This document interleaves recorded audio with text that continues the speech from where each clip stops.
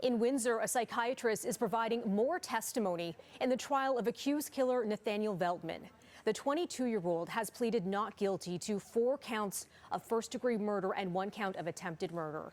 Veltman is also facing associated terrorism charges in the 2021 attack on a Muslim family in London, Ontario. Veltman has already taken the stand and said that he drove past the Afzaal family. Then, after noticing they were Muslim by the clothing that they were wearing, Veltman says he intentionally struck them with his pickup truck. The trial is playing out right now in a Windsor, Ontario Superior Courtroom. Prosecutors have alleged Veltman's actions amount to an act of terrorism. Joining us now for an in-depth look at this court process is criminal defense attorney Kim Schofield. Hi, Kim. Thanks for joining us. Yes, thank you. So, Kim, prosecutors have already asked Veltman if his actions killed members of the Afzaal family, and he replied yes. So can you talk to us about the implications of Veltman's testimony so far? So keep in mind that any criminal act involves 2 elements, the actus reus, or the act, and the mental element, or the mens rea.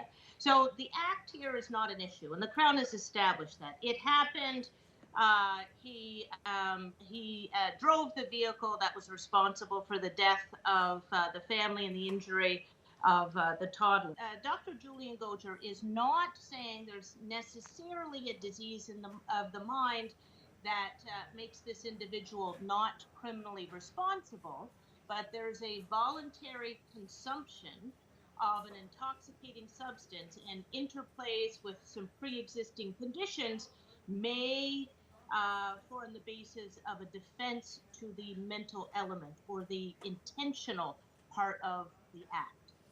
How common is it for a suspect like this to be testifying in their own defense? Well, we see that when there's issues of intent, usually someone has to get on the stand and give their version of events. Often, though, in NCR cases, there's no recollection of what happened, so the evidence is not particularly helpful.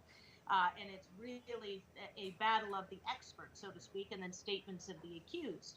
But this is not that case. And I think that it's easy to confuse the two because, for instance, in the Alec Manassian case, the Toronto van attack, that was an NCR by virtue of a pre-existing disease of the mind or autism. But this is a case where we're not seeing a plea of not guilty by reason of not being criminally responsible, but it's really the negating of the intent or the mens rea that the defense is getting at. I know people are watching this case closely. Has Canada seen a trial like this before? Could this one set a precedent? Oh, it very much can set a precedent. And the reason why I say that is recently, and we've heard about this in the media as well, there's the Supreme Court of Canada ruled on 2 cases called Sullivan and Chan. And that was with respect, at least one of them, to a sexual assault and the voluntary ingestion of an intoxicating substance, and that then can negate mens rea. So that's on the one side. And then on the other side, we also see elements of disease of the mind. So it's really the interplay of these 2 concepts. And that's why this is a rather unique case, but certainly a very difficult one for the defense. It's interesting. The trial, it's been going on for several weeks now. Veltman has wrapped his testimony, and we're hearing from some experts again. So what do you expect is going to happen next in this trial? So after we hear from the experts, the Crown is entitled to call reply evidence. That's evidence that may not have been foreseen, but for the evidence of the accused. So they're able to potentially call reply evidence, and then if no reply evidence, then each side gets their chance to address the jury on why Mr. Veltman should be found not guilty of some, all, or guilty of a lesser and included offense. So we'll hear from defense counsel, and then the charge to the jury by Justice Pomerantz will be the final stage. Given your extensive experience, I'm wondering if there's anything that surprised you in this trial. Well, I think that the surprise really is the position taken by the defense, in that the interplay of both pre-existing conditions of the mind and the voluntary consumption of the psilocybin, and how that can negate this manifesto.